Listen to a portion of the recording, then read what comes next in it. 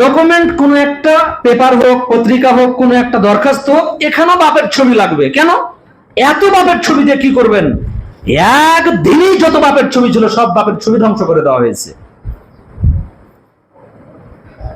তো এই বাপের ছবি তৈরি করার জন্য কিছু আলেমও তাকে সহযোগিতা করেছে। আলেমও বলেছে যে হ্যাঁ, ভাস্কর্য বানানো যাবে। তো একে যদি আলেম বলেন, তাহলে কেন ইব্রাহিম আলাইহিস সালাম সেই প্রতিমাগুলো সবকে লাথি মেরে ভেঙে গুড়িয়ে সবকে ধ্বংস করে দিলেন? কেন মুহাম্মদ সাল্লাল্লাহু আলাইহি সাল্লাম কাবার ঘরের মূর্তিকে সব ভেঙে খান খান করে দিলেন? জাল হক এসেছে সত্য, ওয়া জাহাকাল বাতিল চলে গেছে মিথ্যা, ইন্নাল বাতিলা নিশ্চয় মিথ্যা, কানা জাহুকা চিরদিনের জন্য মিথ্যা।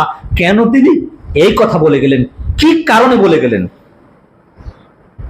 একটু শিক্ষা নেওয়া দরকার। লেনিনের মূর্তি তৈরি করার পরে লেনিনের মূর্তি টিকাতে দেননি। কার্ল মার্কসের মূর্তি তৈরি করার পরে কার্ল মার্কসের মূর্তি টিকাতে দেননি। ফেরাউনের মূর্তি বহু বছর পর্যন্ত সেই ক্ষমতার দাপট দেখিয়ে ফেরাউনের মূর্তি টিকতে দেননি।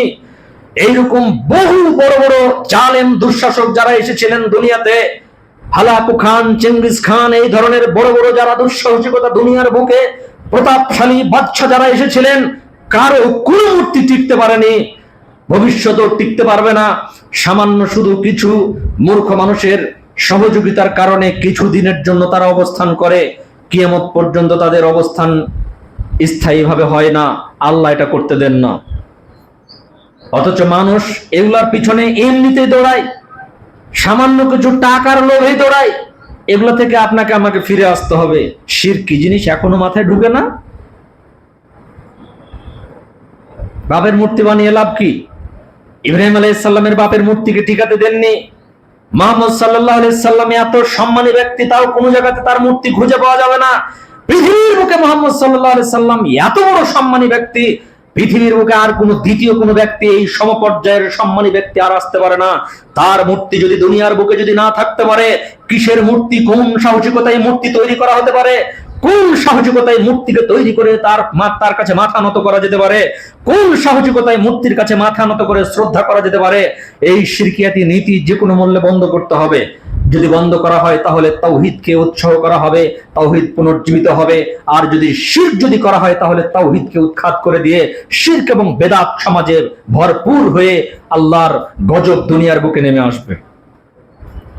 সম্মানিত উপস্থিতি, আল্লাহ রাব্বুল আলামিন তার পবিত্র আল কোরআনে বলছেন, ইন্নাল্লাহা লা ইয়াগফিরু আন ইউশরিকা বিহি, আল্লাহ রাব্বুল আলামিন, নিশ্চয় আল্লাহ রাব্বুল আলামিন, লা ইয়াগফিরু, তিনি ক্ষমা করবেন না, আন ইউশরিকা বিহি, তার সাথে যে বিষয়কে শিরক করা হবে, ওয়া ইয়াগফিরু মা দুনা যালিকা লিমান ইয়াশা, এছাড়া তিনি অন্য কোন যতই পাপ হোক না কেন, যত বড়ই পাপ হোক না কেন, আল্লাহ রাব্বুল আলামিন সেটা ক্ষমা করে দেবেন।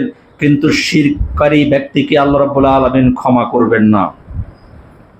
সম্মানিত উপস্থিতি, আন আব্দুল্লাহ ইবনে আমর রাদিয়াল্লাহু তাআলা আনহু قال, আব্দুল্লাহ ইবনে আমর রাদিয়াল্লাহু তাআলা আনহু তে বর্ণিত, তিনি বলেন, قال রাসূলুল্লাহ সাল্লাল্লাহু আলাইহি ওয়াসাল্লাম, রাসূল সাল্লাল্লাহু আলাইহি ওয়াসাল্লাম বলেছেন, আল কাবায়রু, পৃথিবীতে কয়েকটি মহাপাপ রয়েছে, কাবিরা গুনাহ রয়েছে। তার ভিতরে এক নম্বর কাবিরা গুনাহ হচ্ছে আল ইশরাকু বিল্লাহ, আল্লাহর সাথে শিরক করা। দুই, হুকুকুল ওয়ালিদাইন, পিতামাতার অবাধ্য হওয়া। সমাজে এখন এমন অবস্থা হয়েছে, বাপকে বাপ বলে শ্রদ্ধা করে না। বাপকে বাপ বলে শ্রদ্ধা না করাটা হচ্ছে পৃথিবীর ভিতরে দ্বিতীয়তম বড় মহাপাপ। পিতামাতা যা বলে তার বিপরীতে যদি চলা হয়, পৃথিবীর ভিতরে দ্বিতীয় মহাপাপ। দ্বিতীয় বড় কাবিরা গুনাহ হচ্ছে বাপ মাকে অবমূল্যায়ন করা, অশ্রদ্ধা করা, অপমান অপদস্থ করা, যেভাবে বলে সেভাবে চলে না। বাপ মাকে এমন একটা জিনিস, আল্লাহর পরে বাপ মার সম্মান। কিন্তু আজকে সমাজে বহু শিক্ষিত মানুষ রয়েছে যাদের বাপ মা কোথায় আছে, কেমনে আছে, কি করছে কোনো খোঁজ নেই। রেখে আসে বৃদ্ধাশ্রমে, VIP person, very important person, কত দামি ব্যক্তি, বুয়েটের শিক্ষক, কুয়েটের শিক্ষক, রুয়েটের শিক্ষক, ভাইস চ্যান্সেলর, ডক্টর, 3 ছেলেকে বড় শিক্ষিত করে 7 দিন পর্যন্ত মা মরে পচে গলে গন্ধ বের হচ্ছে, তবুও তাদের কোনো খোঁজ নেই। ধিক জানাই সকল সন্তানদের উপরে, ধিক জানাই ওই বুয়েটের শিক্ষকের উপরে। কিসের বুয়েটের শিক্ষক? ওই শিক্ষার 5 পয়সা কোনো মূল্য নেই। যে শিক্ষা সমাজকে শিরক মুক্ত করতে জানে না, যে শিক্ষা মা বাপকে শ্রদ্ধা জানাতে জানে না, সেই শিক্ষার প্রতি ধিক জানাই ওই শিক্ষা দিয়ে সমাজ কোনোদিন শিক্ষিত সমাজে রূপান্তরিত হতে পারে না। সম্মানিত উপস্থিতি, এরপর রাসূল সাল্লাল্লাহু আলাইহি ওয়াসাল্লাম বলছেন ওয়াকতিলান নাফসু, এবং মানুষকে অন্যায়ভাবে হত্যা করা, অন্যায়ভাবে কোনো মানুষকে হত্যা করা, এটা হচ্ছে পৃথিবীর তৃতীয়তম মহাপাপ। পৃথিবীতে আজকে হত্যা এতভাবে বেশি বেড়ে গেছে যে মানুষ হত্যা করা শুরু করেছে, যে কোনো মানুষকে হত্যা করছে। হত্যা করতে করতে করতে করতে এমন অবস্থা হয়ে গেছে, হত্যা করছে তার নিজের চাচাতো ভাইকে, হত্যা করছে তার নিজের আত্মীয় স্বজনকে, হত্যা করতে করতে করতে আল্লাহ রাসূল বলছেন ও আবুহু, আর বাপকেও হত্যা করবে। রাসূল সাল্লাল্লাহু আলাইহি সাল্লামকে তখন সাহাবীরা জিজ্ঞাসা করলেন, ইয়া রাসূলুল্লাহ সাল্লাল্লাহু আলাইহি সাল্লাম, মানুষের কি তখন কোনো বিবেক থাকবে না? রাসূল সাল্লাল্লাহু আলাইহি সাল্লাম বলছেন যে লা তুমজিউ, তখন প্রায় মানুষের বিবেককে উঠিয়ে নেওয়া হবে, মানুষের কোনো বিবেকই থাকবে না। বর্তমান সমাজটা ঠিক এমনই হয়ে গেছে, মানুষের বিবেক কি জিনিস সেটাই বোঝা যায় না। বিবেকহীন মানুষ সমাজে বেশি দেখা যাচ্ছে। আর বিবেককে নষ্ট করার জন্য সবচেয়ে বড় হাতিয়ার হচ্ছে মোবাইল ফোন। মানুষ যদি 2 মিনিট যদি মোবাইল চালায়, 1 ঘন্টারও বেশি বিজ্ঞানীরা বলছেন যে মানুষের মস্তিষ্ক ভালোভাবে কাজ করবে না। কেন? মানুষের ফেস লক, মানুষের চোখ দিয়ে মানুষের লক খুলে না, মোবাইলের লক খুলে না, তো মানুষের যে ম্যাগনেটিক যে সেলগুলো রয়েছে এগুলো হ্যাক করে নেয়।